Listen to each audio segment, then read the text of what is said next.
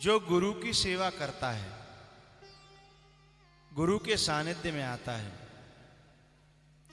तो एक तो आता है गुरु की सेवा करने के लिए, गुरु का बनने के लिए, तो गुरु उसका कल्याण करता है, उसकी मन में और जीवन में आने वाली तकलीफों को खत्म करने की कोशिश करता है परमात्मा से प्रार्थना करके। आवाज क्यों आ रही है?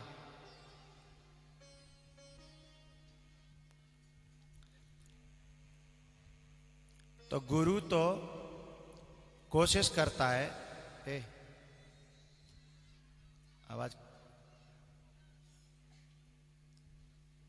गुरु तो कोशिश करता है कि अपने शिष्य को, अपने भक्त को सुख, शांति, सुविधा प्रदान करे, ठीक है।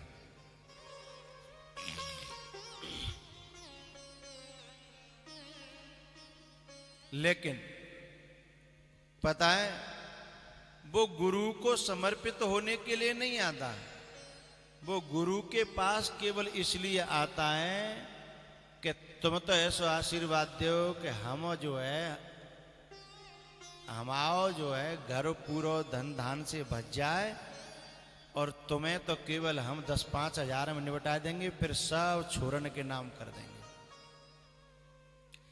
ऐसे शिष्य निकृष्ट क्वालिटी में आते हैं, और कुछ शिष्य ऐसे होते हैं सचमुच दिल से, जिनके पास होता भी नहीं है लेकिन फिर भी उनके दिल में करने की, समर्पण करने की जिज्ञासा होती है। इन दोनों में एक बार ऐसा हुआ, एक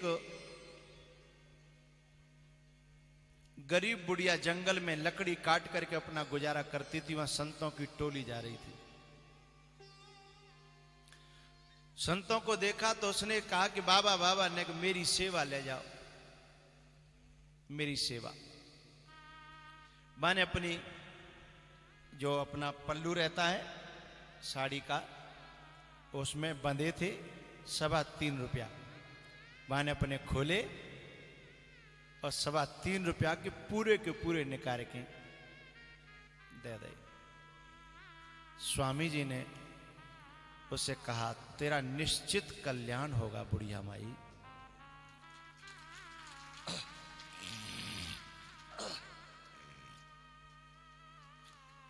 अब उनके साथ में जो शिष्य थे 10-20, उनमें से एक बड़ा तर्क प्रधान, उसने कहा गुरुजी आप भी बड़े अजीब हो, अभी पीछे एक व्यक्ति ने आपको 5 लाख रुपए दिए थे और आपने बातें न्यों नहीं कही कहते हो भलो हो, या बातें तुम हंस क्यों नहीं बोले, बातें तुम खुश नहीं भाई, मोह ऐट कहीं चले आए, ऐसा आपने क्यों किया? और जाने 3.25 रुपए पे आप इतने प्रसन्न हो गए। तब गुरुजी ने एक बड़ी प्यारी बात कही, ये जो गोपी है ये पूर्ण समर्पित नहीं थी पहले, लेकिन अब भगवान ने उपदेश किया तब पूर्ण समर्पित हुई।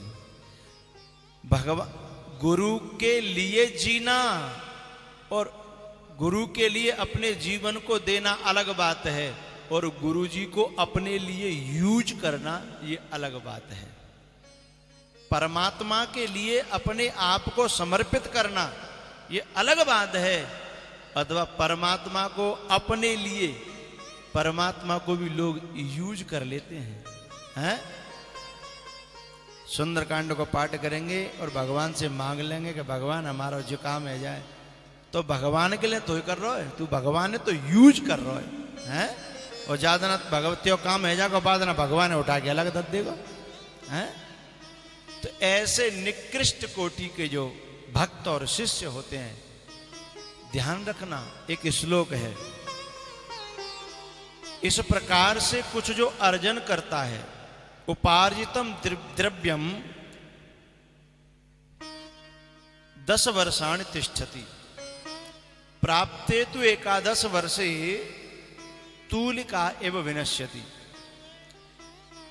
तो वो गुरुजी कह रहे अपने शिष्यों से कि बेटा मैंने उससे इसलिए हंस के नहीं बोला क्योंकि उसे मैंने एक अनुष्ठान बताया था। उसने कहा था कि मैं जो भी इसमें से फायदा होगा वो आप कहोगे वहां सेवा में लगाऊंगा, गौशाला में लगाऊंगा और यहां लगाऊंगा जहां आप कहोगे, आधे से भी ज्यादा लगाऊंगा।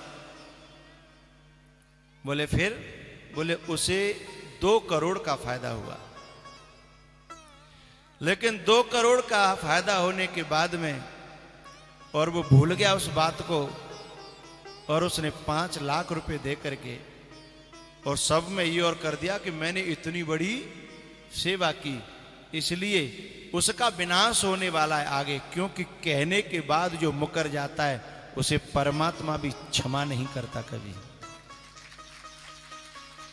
मन में कोई बात सोचने के बाद यदि हम जीवन में यदि मुकर जाएं, उस बात से टल जाएं, उस बात को टाल दें, तो फिर ऐसी विपत्ति आती है, ब्याज की ब्याज जाती है और मूल सहित जाती है, मूल सहित जाती है।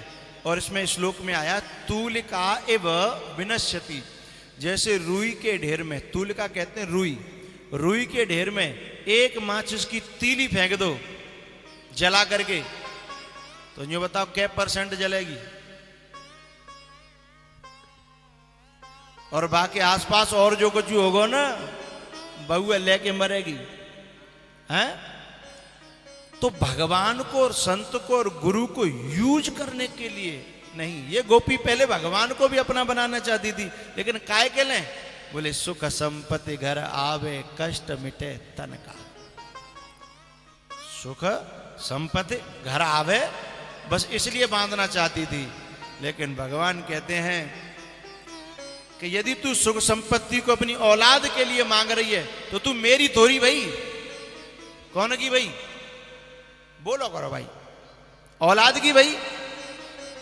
मेरी तो तब होगी जब ये बात समझ में आ जाएगी कि सारा जमाना बदनाम करे पर मेरा कन्हैया मुझे प्यार करे।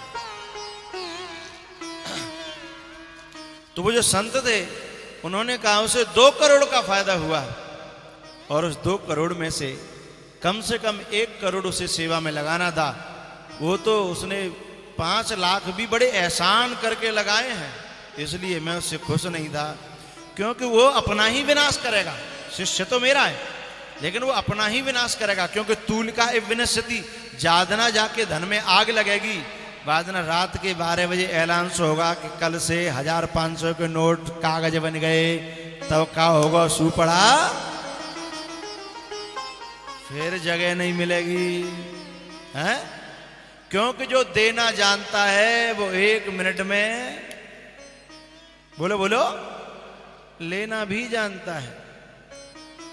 लेकिन इस बुढ़िया ने 3.25 रुपए दिए हैं, मैंने इसका कोई काम नहीं किया, इसने मुझे कभी यूज नहीं किया, इसने मुझसे कुछ अनुष्ठान नहीं पूछा, इसने कभी मुझसे कहा नहीं। और पता है बाने 2 करोड़ को फायदा करके और 5 लाख रुपया पकड़ाए हैं, वो जाने कोई फायदा न करके, और जाने केवल 5 लाख नहीं दे हैं, जाने कम से कम जे 3.25 रुपया आए 3.25 करोड़ के बराबर। बोले क्यों, ऐसे क्यों है? बोले बाकी जो संपत्ति थी 3.25 करोड़ की आदमी की 5 लाख रुपया दे, पर जाकी पूरी की पूरी संपत्ति 3.25 रुपया है, तो वो पूरी संपत्ति दे दे तो ना, तो भी जाकी बराबरी नहीं कर सकते, क्योंकि जाने लकड़ियां काट काट के कमाई है, हैं? और बाने मेरे बताए भाई उपाय करके कमाई है, बाकी पे पूरी पे अधिकार हो मेरो, जाके 3 रुपया पे मेरा कोई अधिकार नहीं है, हैं? तब बात शिष्य की समझ में आई कि अच्छा गुरुजी आप इतनी गहराई से सोचते हो। बोले सोचते नहीं है बेटा, जो संसार के लिए जीता है वह अपना भी भविष्य बिगाड़ता है। चूंकि औलाद तो लट्ठ ही देनी है आगे चल के, हैं? और लेकिन यदि परमात्मा सदगुरु महात्मा इनकी सेवा औलाद के लट्ठों से बचाने वाली है। जबकि विपरीत बुद्धि क्या कहती है कि भैया महात्माएं दे देंगे, गुरुजी दे देंगे, कि भगवान की बाह में लगा देंगे, तो बेकार चले जागो और बढ़िया अपनो प्लॉट खरीद लेंगे, फ्लैट खरीद लेंगे, तो कजू काम आवेगो। अरे जामे औलाद बस के तुम्हें नहीं निकाल देवा घर में, तो गारंटी दे रहा हूं तुम मुझे बुला लियो है, जो तुम बनवा रहे हो ना मैंने के लिए मेरे घर में, तो तुम्हें नहीं निकाल दे और तुम्हें एक एक टूका के लिए तवान है जाओ है। प्राप्ते तू एकादश वर्षे तूलिका इव विनश्यति, मैंने कह रहा हूं ये एक शास्त्र कह रहा है।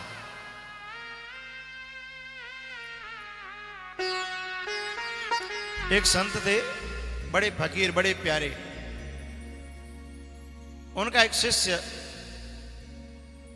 अमीर खुसरो और संत थे निजामुद्दीन औलिया, जिनके नाम से दिल्ली का रेलवे स्टेशन बना हुआ है। ठीक है, निजामुद्दीन औलिया।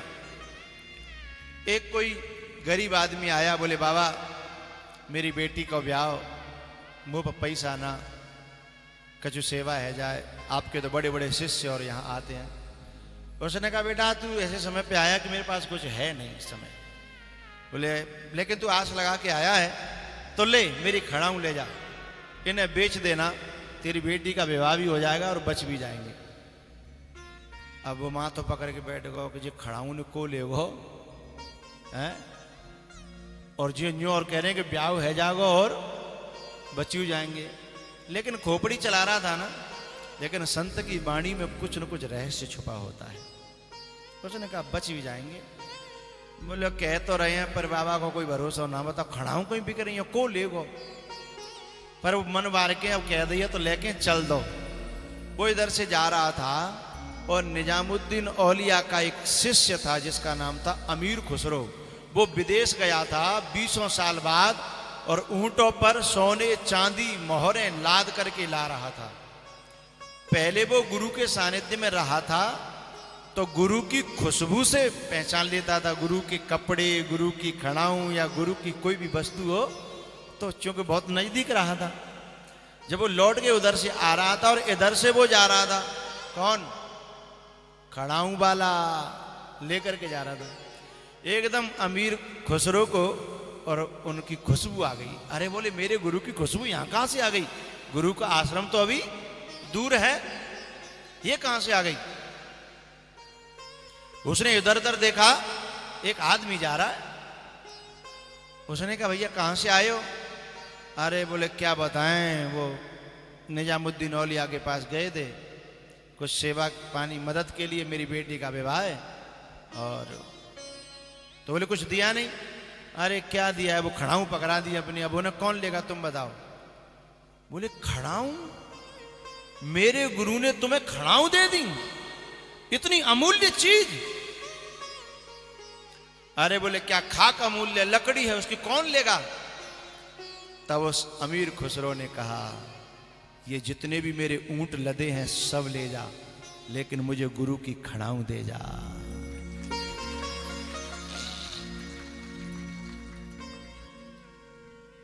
गुरु की बाकी आंखें फटी खड़ाऊं वाले की।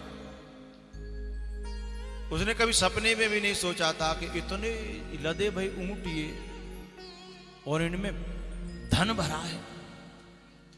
उसने कहा कि ये लगता है कोई आदमी पागल है, बताओ जा खड़ाऊं जे काट के चक्कर में, क्योंकि उसके लिए काट है, लेकिन खुसरो के लिए तो जैसे भरत के लिए राम की खड़ाऊं, ऐसे खुसरो के लिए गुरु की खड़ाऊं थी, उसमें भाव था।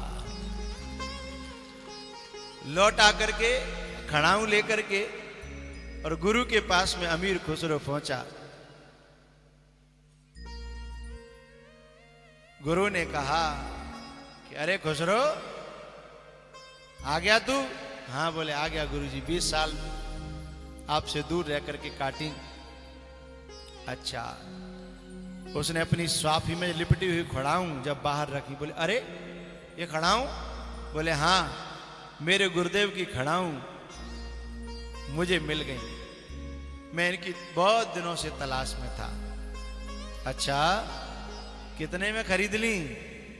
बोले कुछ नहीं, 20 साल की कमाई मैंने इसमें केवल दी है और मुझे खड़ाऊ मिल गई है। बोले केवल 20 साल की कमाई। गुरु क्या कहते हैं पता है? सस्ते में हाथ मार ले आया है। शीस दिए गुरुवर मिले तो भी सस्ता जान। शीस दिए सदगुरु मिले तो भी सस्ता जान। खुश रहो, मात्र 20 साल की कमाई में तूने गुरु की पादुका, गुरु की चरण रज ले ली। तू बहुत भाग्यवान है, पर सौदा बहुत सस्ता कर दिया। तू तो पूरा जीवन भी लगा करके देता तो भी ये चीज नहीं मिलती। तो प्यारे हो, गुरु को कभी, परमात्मा को कभी अपने छोटे मोटे कामों के लिए यूज मत करना। एक बार अर्जुन को बड़ा अहंकार हुआ कि मैं भगवान का बड़ा सेवक हूं। भगवान ने अर्जुन से कहा कि चलो एक बार घूमने चलते हैं। घूमने गए तो जंगल में एक तपस्विनी, एक साध्वी और माला जप रही है, लेकिन बगल में एक बहुत चमचमाती हुई तलवार रखी है। अब एक हाथ में माला और एक बगल में रखा है भाला है। अर्जुन ने देखा, अर्जुन ने पूछा भगवान से, कन्हैया से, कि ये क्या हो रहा है? बोले भैया तुम ही पूछा, चमचमाती भाई बुधरी है तलवार। भगवान बोले कि मैं नहीं जाऊंगा, अर्जुन तू चले जा, तो जिज्ञासा है। हाँ बोले मैं ही जाता हूं। पीछे पीछे तो भगवान चल दे। तो उसने कहा माता जी आप क्या कर रही हैं? बोले भजन कर रही हूं। तो बोले ये तलवार क्यों है? इतना कहा कि गुस्से के मारे आग बबूला हो गई। बोले मुझसे ऐसा प्रश्न मत करो। बोले क्यों? मुझे 2 व्यक्ति कभी मिल गए तो मैं इससे गर्दन काट दूंगी। बोले कौन? अर्जुन अपने वेश में नहीं था, वेश बदल के था।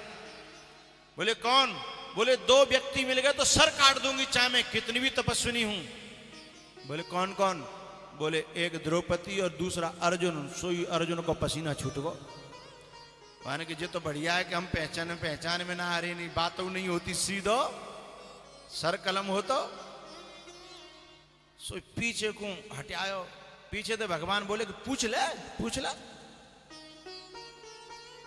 हाँ बोले अब ना डर लग रहा है। भगवान ने कही हम है ना, चिंता मत कर, पीछे हमें। ये पूछ के ऐसा क्यों कर रही है तू? द्रौपदी को और अर्जुन को क्यों मारना चाहती है? अर्जुन ने कहा माताजी आप द्रौपदी को और अर्जुन को इस तलवार से क्यों काटना चाहती हो? तो उस बूढ़ी माई ने कहा कि इन दोनों ने भगवान से जो कराया है वो गलत कराया है। वो द्रौपदी ने, अरे जा हाड़ मांस के शरीर है, यदि वो नंगी हो भी जाती तो क्या बिगड़ जाता? मेरे भगवान को परेशान किया उसने, अपने लिए यूज किया। अरे खुद मर तो जाती ज्यादा से ज्यादा का हो तो, लेकिन मेरे ठाकुर जी को परेशान नहीं करना चाहिए। वो भक्त नहीं है जो गुरु को और ठाकुर को परेशान करे। भक्त वो है जो इनकी सेवा में अपने आप को बलिदान करे। लेकिन ये भक्त ऐसे थे कि जो हमेशा भगवान को अपने लिए यूज किया, द्रौपदी ने और अर्जुन ने। बोले अर्जुन ने क्या करे? अरे बोले अर्जुन ने तो सबते बुरो करो, घोड़ा हकवाए हैं, घोड़न की मालिश करवाई है, अपने सारथी बनाए, और भगवान ने खुद बाण खाए अर्जुन के मारे। अर्जुन की वजह से क्या क्या नहीं कराया मेरे ठाकुर से। ये दोनों मुझे मिल गए तो सिर काट दूंगी। अर्जुन चुपचाप खिसका, बोले प्रभु जल्दी चलो जा, पता पड़ गई ना है तो खैर नहीं है। तब अर्जुन भगवान के चरणों में गिर पड़ा। उसे एहसास हुआ कि वो सोचता था कि हम भगवान की सेवा कर रहे हैं, उसे उस दिन एहसास हुआ कि भगवान की हम सेवा नहीं कर रहे, भगवान उल्टे हमारी सेवा कर रहे हैं। हम भगवान पे अपनी सेवा करवा रहे हैं। समझ में आ रही बात? तो कभी भी भगवान को, संत को, गुरु को अपनी औलाद के लिए, अपने संसार के लिए उन्हें यूज मत करना, अपने जीवन को उनकी सेवा में लगाने की कोशिश करना। उस दिन के बाद वो गोपी बस भगवान को अपना सर्वस्व अर्पण कर चुकी। उसने कह दिया अब मुझे दुनिया से कोई लेना देना नहीं है, अब तो ठाकुर जी मेरे और मैं ठाकुर जी की।